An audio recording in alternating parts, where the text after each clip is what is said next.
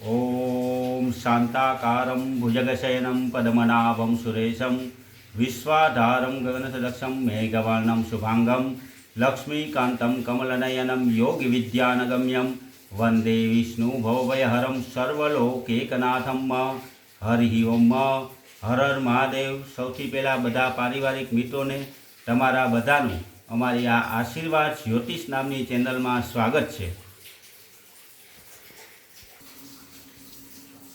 મિત્રો, આપણે કાલના વિડીયામાં ભગવાન સત્યનારાયણ ભગવાનની પૂજા અને કથા વિશેનું મહત્ત્વ સમજ્યા હતા। ત્યારે આજે ઘણા બધા મિત્રોએ એવું કીધું કે જો સત્યનારાયણ ભગવાનની પૂજા વિશે વાત કરી તો ભગવાન સત્યનારાયણ ભગવાનની કથા વિશે પણ વાત કરો। તો આજે મિત્રો આપણે સત્યનારાયણ ભગવાનના કથાનો પહેલો અધ્યાયનો આપણે આ વિડીયો બનાવવા જઈએ છીએ, તો બધા ભક્તિપૂર્વક સાંભળો। ઓમ કૃષ્ણાય વાસુદેવાય હરये પરમાત્મને પ્रणतकलेशनाशाय गोविंदाय नमो नमः। श्री गणेशाय नमः। श्री सरस्वती देव्यै नमः। श्री गुरुदेवताभ्यो नमः। हरिः ओम। श्री व्यास उवाच એટલે કે વ્યાસજી કહેતા હતા કે એક સમયે અયોધ્યાની પાસે આવેલા પવિત્ર તીર્થક્ષેત્ર કે જેનું નામ નૈમિષારણ્ય નામનું જંગલ છે, ત્યાં બધા ઋષિમુનિઓ ભેરા થયા હતા। ત્યારે મહાભારત અને પુરાણના રચયિતા ભગવાન વેદવ્યાસના પ્રધાન શિષ્ય એટલે કે સૂતપુરાણી પણ ત્યાં આવ્યા હતા।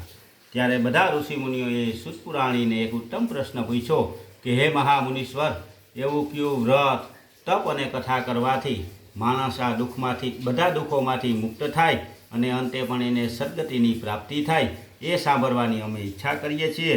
ત્યારે સૂતજી કહેવા લાગ્યા કે એક વખતે આવો જ પ્રશ્ન યોગીરાજ નારદ મુનિએ ભગવાન કમલાપતિ એટલે કે વિષ્ણુ ભગવાનને પૂછ્યો તો ત્યારે વિષ્ણુ ભગવાને જે જવાબ આપ્યો તે તમને કહું, તે તમે બધા એકચિત્ત થઈ અને ધ્યાનપૂર્વક સાંભળો।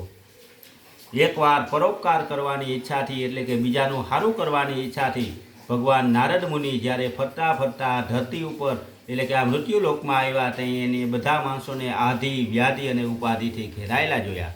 ત્યારે હવે કેવો ઉપાય કરવાથી આ બધા મનુષ્યના દુઃખ દૂર થાય એવું મનમાં નક્કી કરી અને નારદ મુનિ નારાયણ નારાયણ બોલતા બોલતા વિષ્ણુ લોકમાં ગયા। ત્યાં તેની શુક્લ વર્ણવાળા ચારેય હાથમાં જેને શંખ, ચક્ર, ગદા અને પદ્મ શોભે એવા ભગવાન નારાયણને જોયા અને નારાયણ ભગવાનની સ્તુતિ કરવા લાગ્યા કે જેને વાણી અને મનથી પણ પહોંચી નથી શકાતા એવા અનંત શક્તિશાળી હે ભગવાન, હું આપને વંદન કરું છું। તમે જન્મ, પાલન પોષણ અને મરણ રહિત છો, નિર્ગુણ અને રજને તમોગુણ સર્જનારા છો, દરેક જીવના મૂળ કારણરૂપ પર તમે જ છો, તમને નમસ્કાર હો। નારદજીની આવી સ્તુતિ સાંભળી અને વિષ્ણુ ભગવાન કહેવા લાગ્યા કે હે નારદ મુનિ, તમે શું કામ આવ્યા છો? તમારા મનમાં જે કંઈ પ્રશ્ન હોય તે મને પૂછો, તે બધાનો હું તમને જવાબ આપું।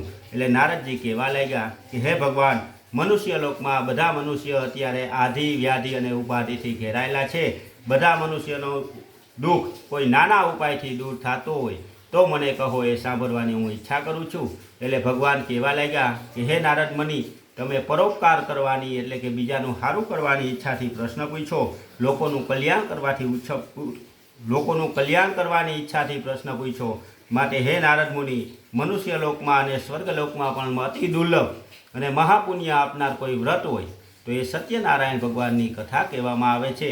સત્યનારાયણ એટલે કે સત્યનું આચરણ કરે એવા ભગવાન એટલે કે ભગવાન સત્યનારાયણ। સત્યનારાયણ ભગવાનના નામ અનેક છે। કોઈને સત્ય સ્વરૂપે ઓળખે તો કોઈ સત્ય સ્વરૂપે ઓળખે, કોઈ વિષ્ણુ ભગવાનના નામે ઓળખે તો કોઈ દ્વારકાધીશના નામે ઓળખે। એવા ભગવાન સત્યનારાયણ ભગવાનની કથા કરવાથી માણસના નાના મોટા કોઈ પણ પ્રકારના દુઃખ હોય તો એ દુઃખ નાશ થાય છે।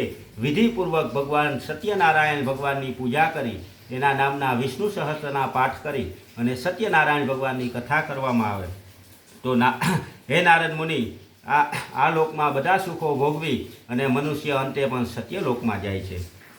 આવી વાત સાંભળી અને નારદજી ફરીથી કહેવા લાગ્યા કે હે ભગવાન, આ સત્યનારાયણ ભગવાનની કથા એટલે શું, એની પૂજા એટલે શું, એનું ફળ એટલે શું, એ મને વિસ્તારપૂર્વક કહેવાની દયા કરો। એટલે ભગવાન કહેવા લાગ્યા કે આ સત્યનારાયણ ભગવાનનું વ્રત એ બધા દુઃખોનું નાશ કરનારું, પાછું ધન ધાન્યમાં વધારો કરનારું અને સૌભાગ્ય અને સંતતિ બંને અપાવનારું છે। કોઈપણ દિવસે શ્રદ્ધા અને ભક્તિથી આ સત્યનારાયણ ભગવાનનું વ્રત કરી શકે. માણસે ધર્મપારાયણ થઈ ગોરબાપા એટલે કે ભૂદેવ બ્રાહ્મણને બોલાવી અને સત્યનારાયણ ભગવાનની પૂજા કરવાની અને સત્યનારાયણ ભગવાનની કથા કરવાની. પ્રસાદ માટે લોટ, દૂધ, ઘી, ખાંડ બધું સવાયા પ્રમાણમાં લઈ અને શીરો તૈયાર કરવો. પ્રસાદ માટે રંભાફળ એટલે કે કેળા અને જે કંઈ ઋતુફળ મળે તે બધા ફળ લઈ આવી બધો પ્રસાદ બનાવી અને ભગવાનને અર્પણ કરી અને ભાવથી ભગવાનને જમાડવા.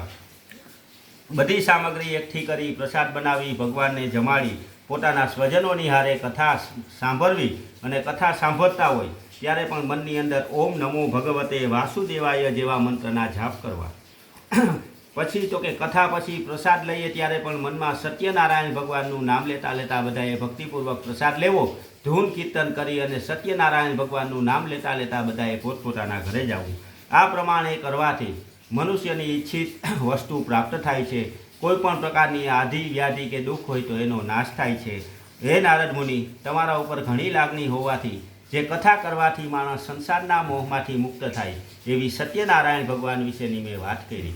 તો મિત્રો, આપણે કાલે જે સત્યનારાયણ ભગવાનની કથાનું મહત્ત્વની વાત કરી હતી એનો આજે આ પહેલો અધ્યાય આપણે જે કંઈ વાંચ્યો તે ભગવાનના ચરણોમાં અર્પણ કરી અને બધા એકારે બોલીએ કે સત્યનારાયણ ભગવાન કી જય. મિત્રો, તમે અમારી આ ચેનલમાં જો નવા હોય તો અમારી ચેનલને લાઈક કરી, સબસ્ક્રાઈબ કરી અને શેર કરજો. હર હર મહાદેવ.